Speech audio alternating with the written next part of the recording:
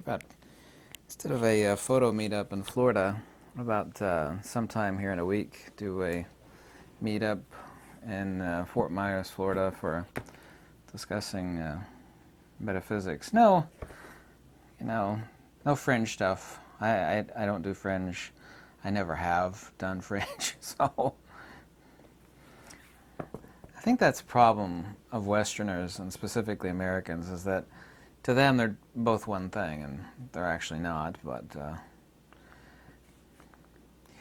to do a video, and I find it odd that really one of the most important things that anybody could engage in is not discussed at all on YouTube.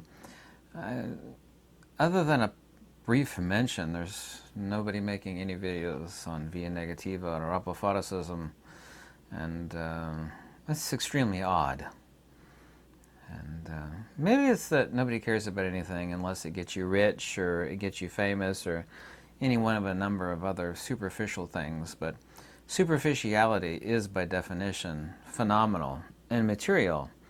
And since everything material and phenomenal is the source for all misery and all suffering, the attachment there too, not that the things themselves, and this is what a lot of people do, is like material things are the source of misery. No, it's the attachment the same. I mean, somebody of great wisdom could inherit $1 billion or $1 trillion, and it's not going to change them.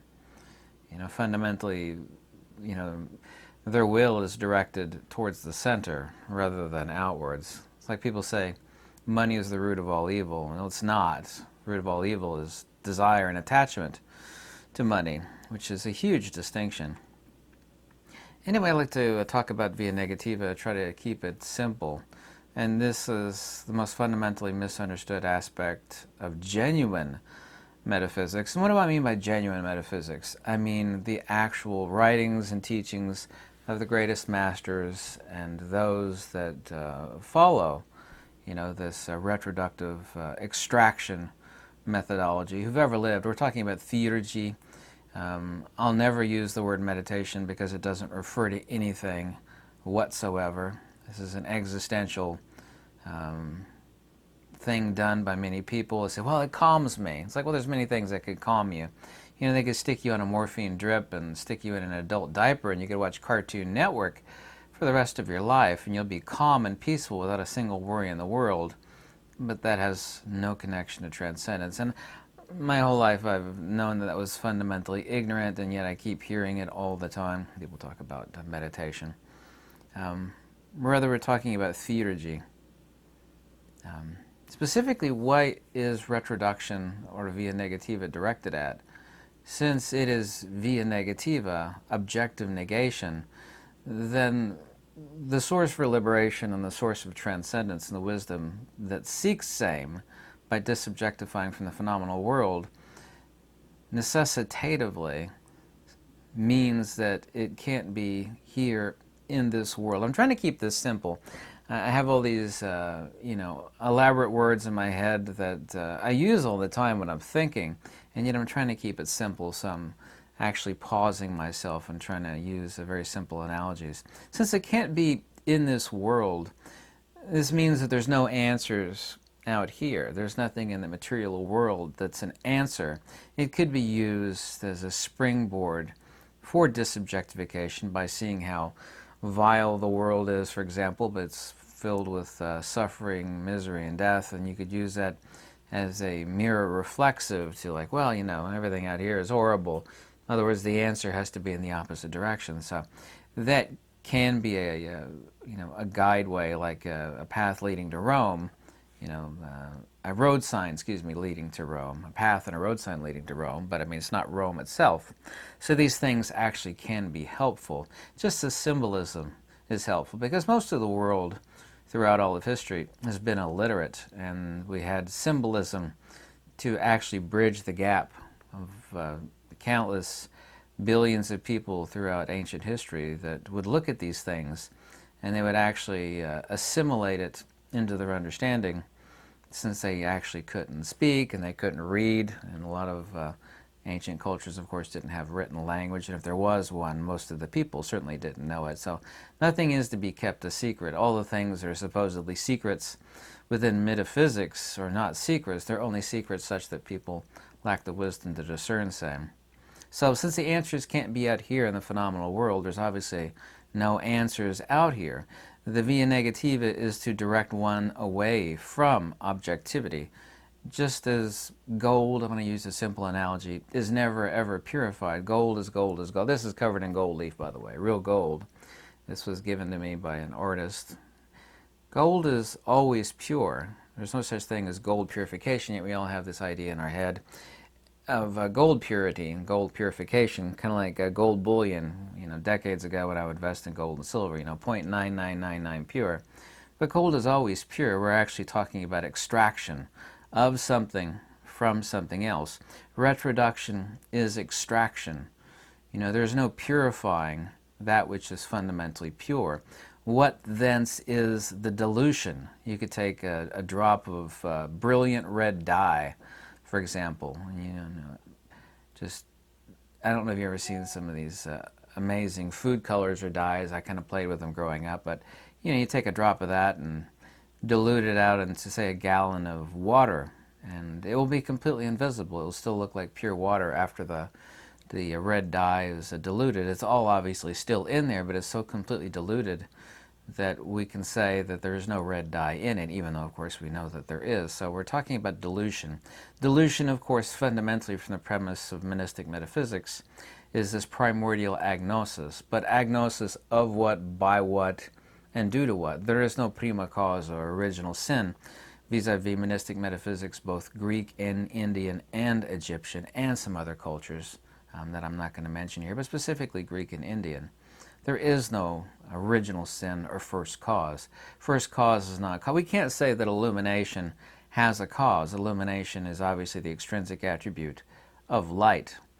We have principle and attribute. What the good is also what the good does. Now I use the word does in a loose vernacular sense, but obviously it doesn't do anything. But that which is most simple and most divine is obviously also, too, undeniably so, its attribute, that which it is known for, because nothing is that doesn't have fundamentally at least one attribute, and this is undeniable. There's not a single person among you or anybody in this universe that could point to anything that is, whether it be metaphysical or objective, that doesn't have at least one attribute. Most things have way, way more than one attribute. So this clarity of vision, and it's not vision in the sense of empirical knowing, i.e. episteme, it's wisdom. And wisdom and the self, meaning the transcendent self, are not different. It's self that seeks itself, and wisdom that extracts the self from dilution, and dilution due to primordial agnosis, which of course has no beginning and has no cause. People ask about first causes. First causes exist in one system only. They exist in creationism. Yeah? Judeo-Christian and otherwise creationistic religions. And religions are secularized metaphysics. They're actually a little bit worse than secularized metaphysics, but I don't need to drone on or harp on that point. But there is no original sin in monistic metaphysics. This notion of first cause, or Eve passing the apple to Adam, and I know that's Old Testament allegory, but we don't need to debate what it actually means in the Old Testament, or talk about the Zohar or anything like that, because once you start talking about religion, then everybody jumps in with their belief system. They've believed countless things for countless decades, and it's like convincing someone that's been training to fight dragons, like, hey, dragons don't exist. You've spent decades learning how to fight something that doesn't exist. And that, of course, will send them into a rage. And this is, of course, why I never touch religions. Religions are one thing, metaphysics are another. And metaphysics is always transcendent to that, but there's no need to talk about that either. Neti neti, apophaticism, via negativa. These are all one and the same thing. For example, and this is only one example among many, the Buddhists, for example, don't understand that the Dharmanara is nothing other than a neti-neti methodology used by original or earliest Buddhism to refer to objectivity as not being that which is the only refuge. Atasarana, nanasarana. The soul is a refuge with none other as a refuge. This is not the soul, that is not the soul. There's no premise or passage or any translation for that matter that says there is no soul. You would not find any passage within the Nikayas, Digha, Majjhima, Samyutta, Anguttara, Khuddaka Nikaya, collections, Udana, Suranapada, Idivutaka, so on and so forth, saying, followers, there's no soul. There's no such passage. Countless things, specifically 22 things, are said not to be the soul. This is not the soul. It would be completely illogical to point out the countless things that are not the soul. You just simply say, there's no soul. We don't need to talk about what's not the soul. There's no soul. But there is no such passage. So, and I'm only using Buddhism because I'm so incredibly familiar with it. It's such a heinous... If you actually look up negative theology on Wikipedia, for example, which of course is a horrible source of information, completely not the place to go to, it will tell you, Buddhism denied the soul. You know, you used Via Negativa, you used apophatism too. Well, to say not this apophatism or this neti, which means not this, not that, is accurate. But to therefore conclude against doctrine, logic, and facts that Buddhism therefore taught that there was no soul is completely ridiculous. Via Negativa is never about, in any metaphysics or any teachings about a denial of soul, you would never have this premise of no center. You know, the center has to hold, which means it has to be logical and it has to be realistic. You would not have a metaphysics which is about that which is transcendent to what is physical, i.e. a substrate to phenomena. That's like talking about sock puppets, but there's no such thing as hands. Like, well, a sock puppet has a hand in it, right? You know, we all know that, even a child knows that, but, you know, this notion, well, phenomena is, i.e. the sock puppet, but there's no hand underneath. And that, of course, unfortunately, is what modern Buddhism is. And these people, they don't understand. I'm not trying to harp on Buddhists. They don't understand Via Negativa. You actually point to, and you can't be pointed to since it's not an object, you point to that which is transcendent, that which is divine, that which is the refuge, by objective negation, because there is no truth out here in the phenomenal world. None whatsoever. Pure potential can't be knowable, i.e. episteme. You can't empirically know that which is pure potential and a substrate to phenomena. This episteme, it would, you know, if it were manifest, it wouldn't be the absolute. It wouldn't be, people say, what, it's like people asking what the ether is composed of. Well, if the ether is composed of something, it would be composite and therefore have a beginning in time, but that's a very contradiction of the ether itself. Whether we're talking about the agathon or the absolute or talking about the ether, that which is most simplex cannot be compounded, nor can it partake of objectivity, nor can it partake of time. Objectivity and time and things which are compound are things within the existential, psychophysical, phenomenal universe. That's physics. Metaphysics is that which is underneath the existential, the phenomenal world. But how do you get there, since that which is the subject is never an object of knowledge? Let me say that again, because that's something so fundamental and so incredibly simple that people don't get it. That which is the subject can never be, nor could it ever be, an object of knowledge. Well, here's this, you know, I understand what it is, it's like this, it's like that. Well, it can't be. Well, how, therefore, is the subject known? What is this methodology of undilution? What do you think neti is? Now, there's a retroduction methodology that is able to discern truth from falsehood, logic from illogic, but apophaticism via negativa, fundamentally, is the undilution, the self-assimilation through objective negation, because there's no truth out here within this existential physical world. Everything here is compounded. It has a beginning in time. It has an end in time. There is no truth out here. That's not a denial of truth. I'm just simply saying there's no truth within the existential physical world. There can't be, by definition. This is the premise of the Via Negativa, of the ancient Egyptians, of the Indians, of Advaita Vedanta, of original, and I emphasize the word original Buddhism, for example. I read a passage here talking about Deidre Carabine. She wrote a brilliant book. I'd like to do an interview with her. I've talked to her a few times on Facebook. It's called The Unknown God, written by Deidre Carabine. She now lives in Africa. I forget which country she lives in. It says, Carabine notes Plotinus' apophaticism is not just a mental exercise, rather an acknowledgement of the unknowability of the One. but a means to ecstasis, an ascent to the unapproachable light that is the Absolute or the Godhead. Pao Shen Ho, he said, investigating, this is a guy who gets it wrong because he has no idea what Via Negativa is. Plotinus' methodology for reaching kenosis concludes that Plotinus' mystical teachings is made up of two practices only, namely philosophy and negative theology. Well, it's completely ridiculous. Philosophia, or the love of wisdom, is phenomenal negation. Negative theology and philosophy are not two different things, they're one and the same thing. Philosophia is coined by Pythagoras, the love of wisdom. That is, by definition, negative theology. There is no distinction. There's less distinction there than there is between ice and water, which of course is all water. All these people don't get it. And the reason why they don't get it, they've never actually expended mental energy to think about these things, to understand these things. They say completely illogical nonsense, just like all the texts out there you'll find on the internet. They all say the same thing in this regard. I keep using this as an example, but it's a brilliant one. Well, Buddhism taught anatta. Anatta means there's no soul. Buddhism.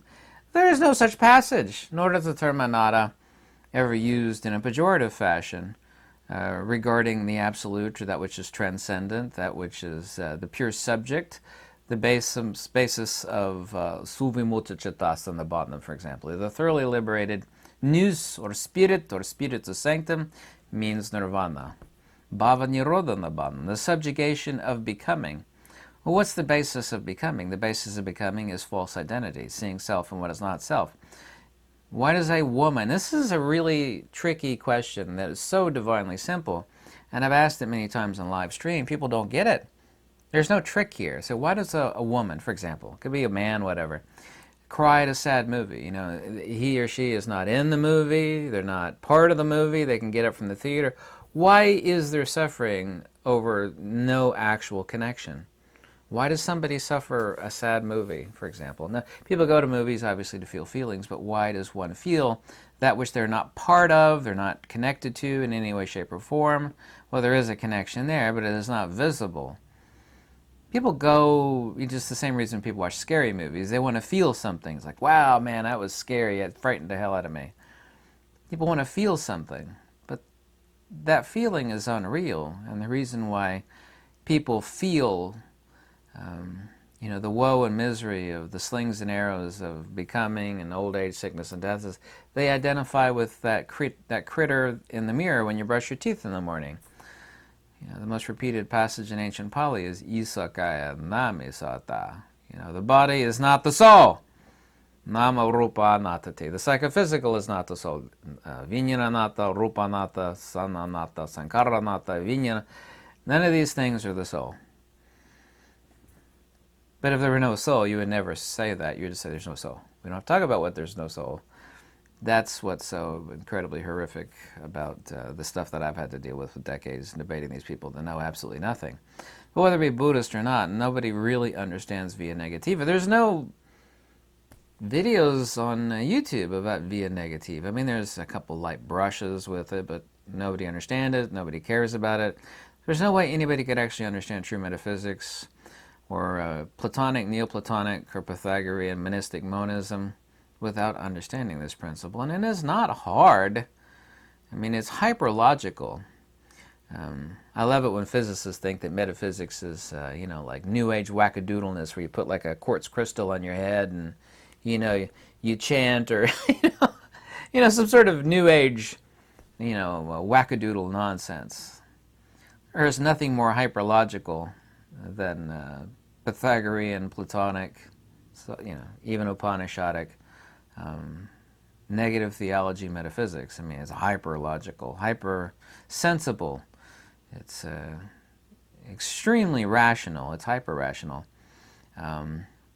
Quote Otto van Veen, quod oculus non vidit, nec oros audivit, which means that which no eye has seen, nor which any ear has heard. We cannot know that which is transcendent, that which is best, that which is the divine, that which is pure, objectively. It never can be, because it is pure subjectivity by definition. And the only way to undilute oneself from the primordial agnosis of false identity is Via Negativa. Now, Via Negativa goes by many names. Neti Neti, Apophatism, Via Negativa, excuse me. This negative theology of objective negation which leads to subjective synthesis. And it is not a mental exercise. I'm glad Carabine mentioned that. It said Apophatism is not a mental exercise. Of course it's not. You can't think your way out of a thinking bag, right? Because that's what a lot of people do. Well, how do I do this? And then they'll like burn the wood between their ears. They'll think really hard. You can almost smell the smoke. You can't think your way out of a thinking cage or prison. It's not possible. Negativa, the Apophatism, taught and commanded by these people as the basis of transcendence, cannot be, nor could it ever be, thought-based or empirical consciousness. You think about it. I'm going to think really hard how to do this. Well, you're going in the opposite direction, nor is it about blanking your mind out either. You do have to apply yourself, but this application is not thought, nor is it empirical cogitation. It is a transcendent via negativa. How would you undilute that which is most pure, that which you truly are? How would you undilute it like the red dye that's dispersed and nearly invisible in a gallon of water? You ever drop some dye into some big jug of water? It's like, oh man, it's so brilliant. Then in a few seconds, it's gone. It's like it was never there. It's still there. And that's the same with people. People are diluted amongst the material world. It is the basis for their suffering, the basis of their misery, the basis of which also too exists after death. People say, what happens when I die? I love it when I get sick. So what makes you think you are that which dies? What dies is, I don't have it in front of me here, I'm a radio. I mean, this is ridiculous as, since one is the signal, it's ridiculous as thinking, what happens when the radio gets broken? It's like, you are the signal. Don't take that analogy too far. You're the signal. When the radio breaks, it just means that there's no operability of tuning that signal anymore, or any other signal for that matter. I mean, the radio's broken. You are not that which is broken. That is fundamentally the false identity, which is timeless. It's primordial. It has no beginning. There's no original sin. All that stuff is creationistic. Original sin, first cause, prima causa. No. None of that stuff partakes of monistic monism vis-a-vis the Greeks or the Indians. It does not. It cannot. So, without going a little too much deeper and confusing people, I hope I kind of kept this simple, because it is not a difficult concept, but the concept alone is no springboard for freedom or transcendence. You can't, like I said, you can't think your way out of a thinking box, nor can you get there by blanking your mind out. It's so that if you want to be happy for the rest of your life, you can put you on a morphine drip and watch the Cartoon Network. You'll have no more stress for the rest of this life. That's not transcendence at all.